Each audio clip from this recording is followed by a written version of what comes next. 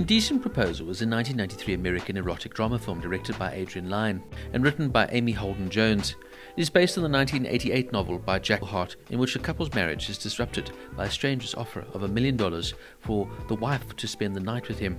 It stars Robert Redford, Demi Moore, and Woody Harrelson.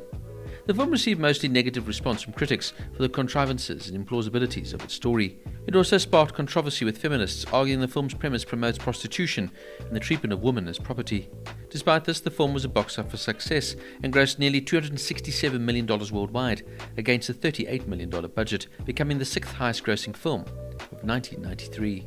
Now, I found Indecent Proposal to be a fascinating, controversial premise that is both a product of its time, yet still a compelling watch. Indecent Proposal was one of those films that, of course, I'd heard about for years, often referenced and undeniably with a bit of a cult following. Despite the heavy criticism it received upon its release, I found this to be a very well-made and engaging film that most certainly keeps you entertained. Demi Moore delivers a very strong performance, bringing depth and vulnerability to a very complex character. However, I do feel that Woody Harrelson was miscast in the role. While the chemistry between him and Moore works at times, the role just doesn't seem to suit him naturally. Robert Redford is solid in his part, but it's somewhat disappointing that his character was softened from the original concept, making him more sympathetic and romantic, which slightly undercuts the story's moral tension.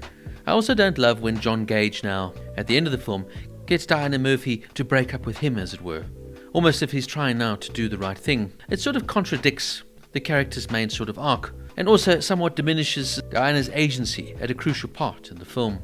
That said, the core premise, a couple offered $1 million for one night with his wife, is undeniably fascinating and still sparks conversation to this day. The film explores themes of love, trust, power, and money in ways that feel bold, if sometimes melodramatic.